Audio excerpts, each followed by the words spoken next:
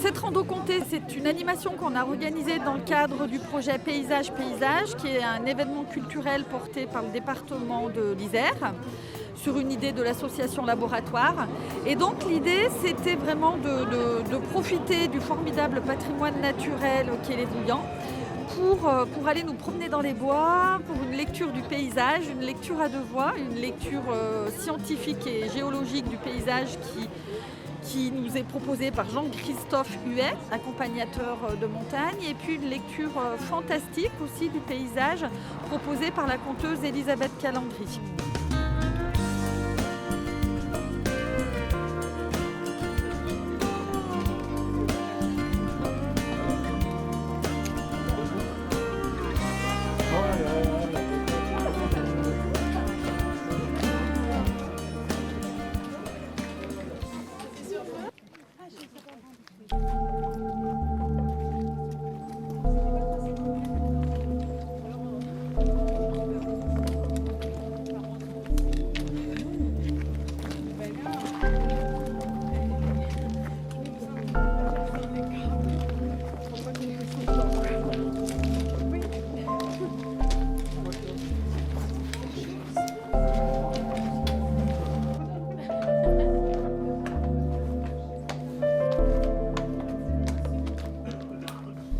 Vous connaissez les fées des Alpes? Alors il y a des fées qui sont tout petites, il y a des fées qui sont un peu plus grandes. Souvent ça vit dans les grottes, les fées par chez nous. Il y a des fées qui sont un peu plus grandes, il y a des fées qui ont notre taille à nous. Et comment on les distingue des êtres humains ordinaires? Eh bien des fois on ne voit pas la différence. Et aussi bien, ça peut être un monsieur, hein. Sinon, ça ferait longtemps que des fées, il n'y en aurait plus. Et puis des fées en Haute-Savoie, par chez nous, elles ne sont pas trop comme ça, encore qu'on peut se demander. Les fées en Haute-Savoie, à Sixte-Fer à cheval, si vous allez par là-bas, les fées, elles sont tellement balèzes qu'elles jonglent avec les rochers et que quand elles passent entre deux montagnes, juste avec les seins, elles écartent les montagnes. Et puis les fées dans les Alpes, elles ont laissé des traces partout. Chaque fois qu'elles s'asseyent sur un rocher, chaque fois qu'elles s'asseyent sur un caillou, on pourra regarder après quand vous lèverez, il y a les plis de leur robe, bon il n'y a pas beaucoup de robes, il y a les plis de leur robe qui restent incrustés dans les rochers. J'ai amené des petites images, alors assez grandes, je vais les mettre au milieu. Et puis, vous allez essayer, ceux qui sont à côté de ces images, de les remettre dans l'ordre. Alors, je vous les montre d'abord tous. Alors, elles sont dans le désordre. Hein. Alors, c'est pas moi qui ai fait les dessins, hein. C'est un ami, parce que je dessine vraiment très très mal. C'est Laurent Schwer qui a fait ça. Donc voilà, je vous les présente. Je vais le temps de les mémoriser un petit peu. Ça va, vous reconnaissez des choses? Et je vous en prie, je vous laisse mettre les choses en place. Ça, c'est la première. Ah oui, oui, parce que c'est le violet, là. Ah ouais, d'accord. Là, il est juste Ouais, voilà. Je pense que c'est pas mal. Donc voilà, en gros, il y avait des requins. On peut trouver des dents de requin vers le tunnel du Mortier. Alors, elles sont vraiment tout petites. Il y a un coin très précisément où on peut les trouver. Donc, je peux vous le dire sans forcément qu'il y ait une ruée vers la dent de requin. Parce que de toute façon, elles sont toutes petites. Et pour connaître le coin, il va falloir soulever quelques mètres cubes. Et voici une ammonique. Donc, je vous les montrerai peut-être un petit peu plus haut si vous voulez les toucher.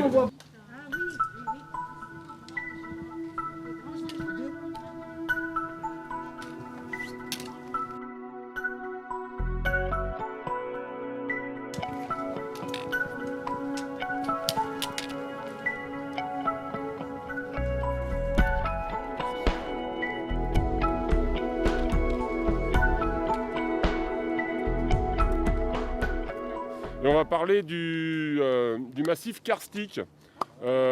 Karst est une région en Allemagne qui a donné son nom au massif karstique. Alors ici, il y a un petit peu un exemple de ce qu'est le Vercors, en tout cas une coupe d'une montagne karstique, avec donc des dolines, des lapias, qui sont soit des fentes, soit d'énormes trous sur la surface du massif. Sachez qu'il y a des gens Il est quand même assez dangereux de se promener dans ces endroits-là. Si on sort des sentiers battus, il faut savoir les risques que l'on peut encourir à sortir des sentiers battus parce qu'il y a des endroits qui sont recouverts par la mousse, l'hiver par la neige.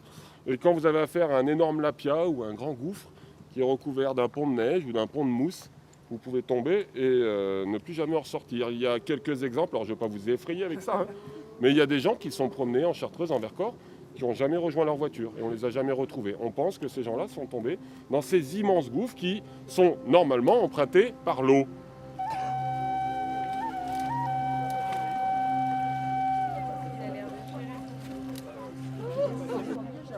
Le moulin au fée, c'est un petit lac.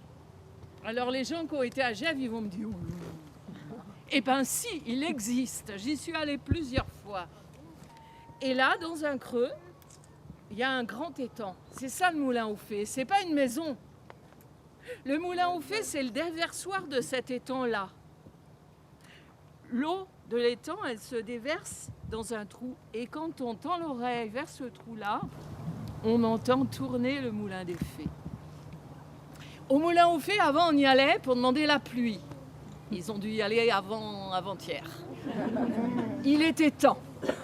Et comment on fait pour demander la pluie au moulin aux fées ? Ben, faut mettre un bâton dans l'eau et le tourner. C'est pas si compliqué. Parce que les fées du moulin aux fées, elles ont une spécialité. Quand elles font leur lessive, il faut qu'il pleuve pour étendre le linge sur les nuages.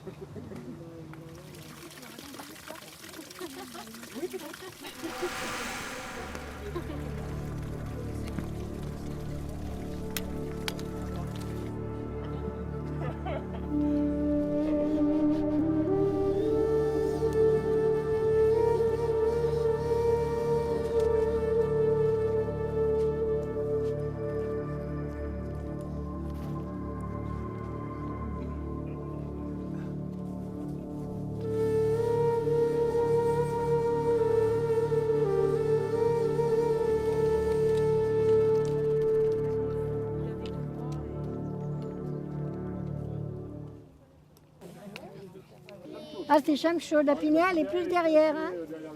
Elle est derrière Néron, voilà, c'est ça.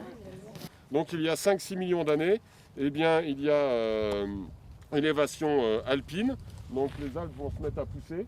Quand je dis 5-6 millions d'années, pardon, je parle plutôt du massif de Beldon. Les Alpes avaient commencé déjà bien avant à pousser. Et puis en montant, eh bien, ça a poussé ces fameuses plaques qui étaient sous-marines, donc qui donnent le Vercors ou la Chartreuse. Donc on devine très bien que si on essayait de remettre à plat toutes ces montagnes, on pourrait avoir le socle sous-marin. Hein. Gargantua, il s'est baladé un peu partout dans les Alpes, et pas que dans les Alpes. Hein. Gargantua, on disait qu'il mettait un pied du côté de Saint-Hilaire-du-Touvet, un pied sur Beldon, qui pliait un peu les genoux quand même, et qui buvait à l'Isère. Et puis qu'après, il pissait. On ne sait pas trop dans quel ordre. C'est pour ça qu'il y a eu des inondations, bah ouais. Et puis c'est pas toujours au même endroit non plus. Gargantua dit qu'il s'asseyait sur les petites roches et qu'il se mettait les pieds au frais dans l'Isère, puis qu'il s'appuyait sur un dent de crôle. Gargantua, on dit que il n'avait jamais un lit qui lui allait, qui était à la bonne taille. Alors le jour où il a vu la mer de nuages dans le Grésivaudan, il a dit « Waouh, un matelas !» Il s'est allongé dessus et il est passé à travers.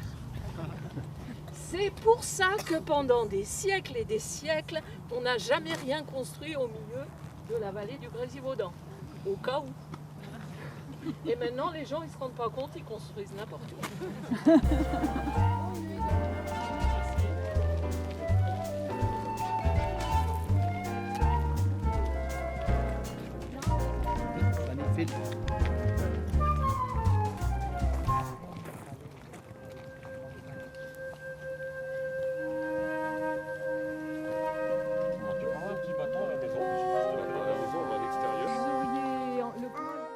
C'est l'histoire d'une princesse. Une princesse qui avait décidé de ne pas se marier. Il y a des princesses comme ça. C'est parce qu'elle a gagné. Elle, sa vie, c'était de marcher sur les chemins. Elle aimait bien, surtout quand il y avait du vent. Tous les matins, elle sortait du château, elle partait avec le vent. Elle marchait toute la journée, puis le soir, elle rentrait. Sa vie, c'était ça. Et puis un jour, pour une fois, juste avant de rentrer, elle s'est assise sur la grosse pierre qu'il y avait devant le château. Elle s'est assise là, et puis en regardant le soleil qui disparaissait derrière la montagne, elle s'est dit « Et pourquoi je ne me marierais pas ?» Elle se l'est juste dit dans sa tête, mais quand elle s'est retournée, ils étaient déjà tous là, les gars. Les gars du village, les gars des autres villages, même des gars qu'elle ne connaissait pas, ils étaient tous là, la bouche ouverte, ils en bavaient presque. Ça l'a dégoûtée. Elle a dit, moi, peut-être je me marierai, mais seulement avec un gars qui sera capable de se cacher 3 jours et 3 nuits sans que je le trouve.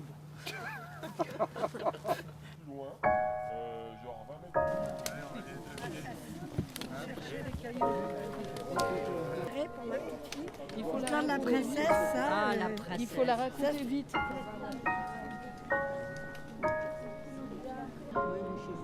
Je trouve que c'est toujours intéressant aussi pour la médiathèque de sortir de ses murs et d'aller là où on ne l'attend pas, parce que finalement c'est la première fois qu'on est allé se promener dans les bois et c'est vrai que c'est une découverte, en l'occurrence une découverte du conte de façon plutôt originale, quoi. Donc c'est bien d'être là où on ne nous attend pas. Merci surtout aux équipes de la médiathèque de Fontaine, merci à notre conteuse, merci à nos guides de montagne. Un nul à la culture, oui, mais qui aime la nature, je pense, comme vous. Donc c'était aussi l'occasion de se retrouver et d'avoir une double approche d'un environnement qui est très proche, mais auquel parfois on tourne le dos parce qu'on a des vies urbaines et citadines. On a le tram qui passe là, juste à côté.